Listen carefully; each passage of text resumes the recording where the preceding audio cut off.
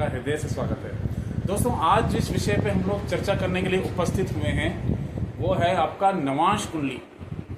नवांश कुंडली से हम लोग वैवाहिक सुख कैसे देखेंगे और हमको कितना वैवाहिक सुख मिलेगा, हमारा पार्टनर कैसा होगा और हमको और नवांश कुंडली से क्या क्या हम मुख्य सूत्र देख सकते हैं। अगर आप ज्योतिष के क्षेत्र में कार्य करते हैं या ज्योतिष सीखना चाहते हैं तो ये वीडियो काफ़ी आपके लिए महत्वपूर्ण रहेगा। ठीक है, आप वीडियो को अंत तक देखें।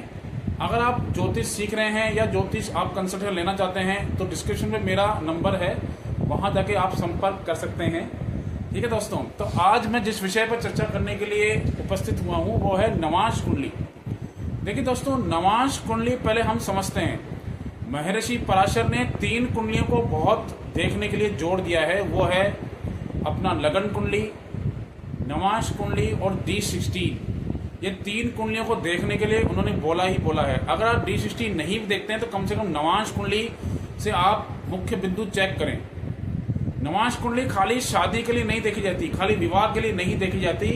ये आप समस्त क्षेत्र के लिए देख सकते हो। चाहे आपको कैरियर देखना हो, चाहे आपको धन प्राप्ति कितनी होगी ये देखना हो, आपको तरक्की कब मिलेगी, आपको कितना आपको सक्सेस मिलेगी लाइफ में, वो भी आप नवांश कुंडली से देख सकते हो। ठीक है, तो आप जिस विषय में हम चर्चा करने वाले हैं नवांश से वैवाहिक सुख। देखिए दोस्तों, नवांश कुंडली जो भी आपकी नवांश में राशि उदित हुई है, ये जो भी आपके नवांश की लगन में ग्रह है, वो आपको बताएगा कि आपका वैवाहिक सुख कितना है।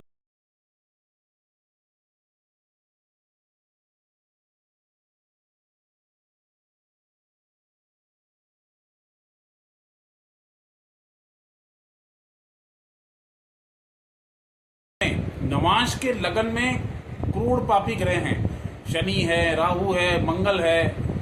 ठीक है, तो आपका जो शादी का सुख है, जो वैवाहिक सुख है, उसमें आपको कहीं ना कहीं दिक्कत आएगी ही आएगी। आपको पार्टनर से दिक्कत आएगी ही आएगी। उसमें किसी तरह का आपको सामंजस्य नहीं मिलेगा, अंडरस्टैंडिंग नहीं मिलेगी। ये पहला सूत्र है। अगर नवांश के लगन में शनि बैठ जाए, राहु बैठ जाए, मंगल बैठ जाए तो आपको पार्टनर से दिक्कत आने वाली है। अब दूसरा सूत्र, नवांश कुंडली के चतुर्थ भाव को चेक करिए, चौथे घर को चेक करिए। अगर वहां पे शनि बैठा हुआ है, राहु बैठा हुआ है, मंगल बैठा हुआ है, तो उसको बोलते हैं वैवाहिक सुख।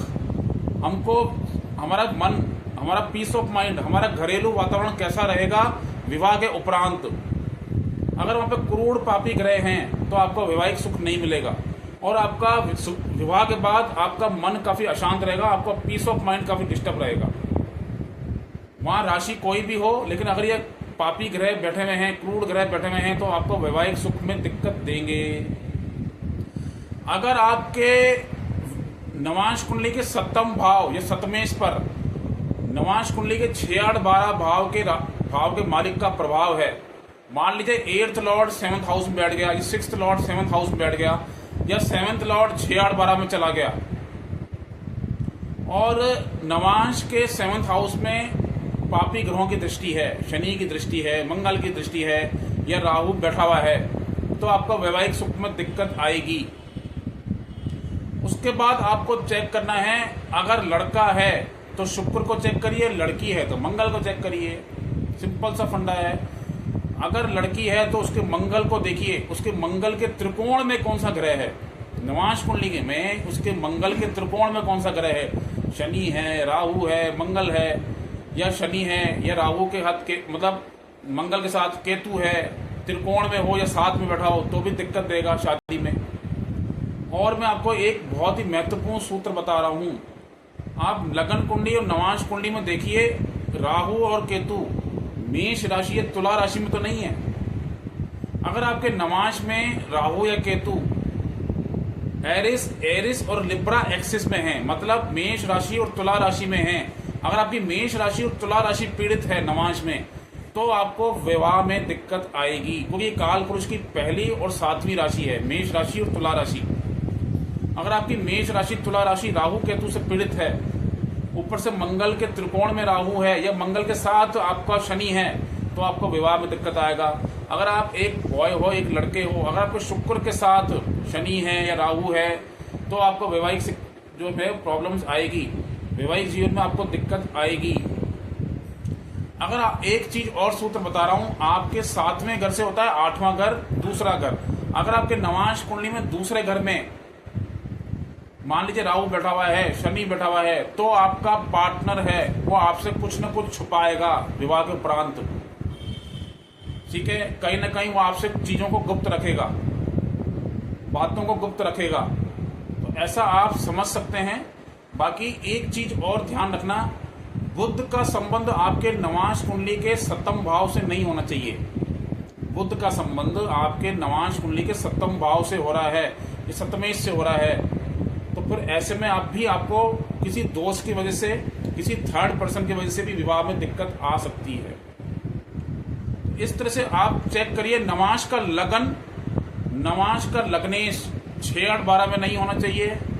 नवांश का 7वां भाव पीड़ित नहीं होना चाहिए। नवांश का 7वें पीड़ित नहीं होना चाहिए।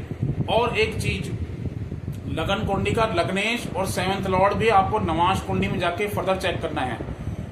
अगर आपके लगन कुंडली का 7th लॉर्ड नवांश कुंडली में 6, 8, 12 में चला जाए तो भी आपको वैवाहिक जीवन में समस्या देखने को मिलेगी ही मिलेगी। शुक्र जितना पीड़ित होगा, आपका शुक्र जितना पीड़ित होगा, आपको वैवाहिक समस्या में दिक्कत होगा। शुक्र आप विवाह का कारक है, हमारी मैरिटल लाइफ का कारक है। बृहस्पति विवाह को स्टेबल रखता है, बृहस्पति विवाह को चलाता है और शुक्र विवाह का कारक है। बृहस्पति भी कहीं ना कहीं लगन कुंडली और नवांश कुंडली में पीड़ित नहीं होना चाहिए, पाप प्रभाव में नहीं होना चाहिए।